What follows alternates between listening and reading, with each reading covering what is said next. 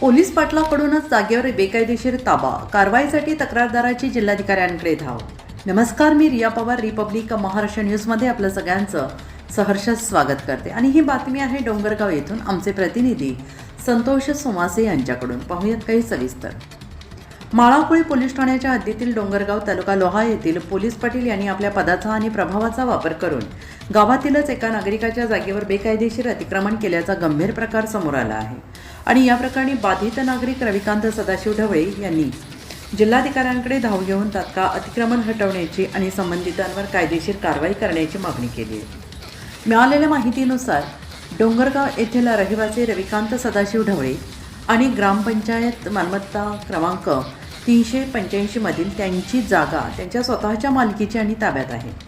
मात्र त्याच गावातील कार्यरत पोलीस पाटील यांनी सदर जागेच्या दक्षिण बाजूला बेकायदेशीरपणे अतिक्रमण करून ताबा मारलाय. या प्रकरणी तक्रारदार रविकांत ढवळे यांनी 8 जून 2024 रोजी लोहा पंचायत समितीचे गटविकास अधिकारी तसेच माळकोळी पोलीस स्टेशनच्या सहाय्यक पोलीस निरीक्षकांना लेखी तक्रार अर्ज दिला. मात्र तक्रार देऊनही महिना उलटून गेला तरीही दोन्ही विभागाकडून पोलीस पाटलांच्या बेकायदेशीर अतिक्रमणावर कोणतीही कारवाई करण्यात आलेली नाही. शासकीय यंत्रणेकडून वेळेत कारवाई न झाल्याने पोलीस पाटलांचे धाडस वाढल्याने असा आरोप तक्रारदारांनी केला आहे.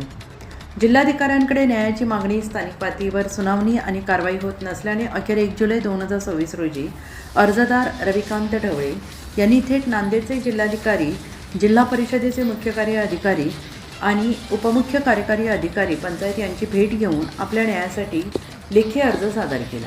माझ्या हक्काच्या जागेवरील पोलीस पाटलाचे बेकायदेशीर अतिक्रमण तात्काळ हटवून मला न्याय मिळावा आणि पदाचा गैरवापर करणाऱ्या पोलीस पाटील यांच्यावर कडक प्रशासकीय आणि कायदेशीर कारवाई करण्यात यावी अशी नम्र विनंती तक्रारदारांनी आपल्या अर्जात केली आहे. आणि या अर्जावर लोहा पंचायत समिती, जिल्हा परिषद सामान्य प्रशासन विभाग तसेच माळाकोळी पोलीस ठाण्याचे अधिकृत आवक-जावक शिफारस शिक्के मारण्यात आले असून जिल्हाधिकारी यावर काय कारवाई करतात आणि तक्रारदाराला न्याय मिळतो का याकडे संपूर्ण तालुक्याचे लक्ष लागून राहिले आहे.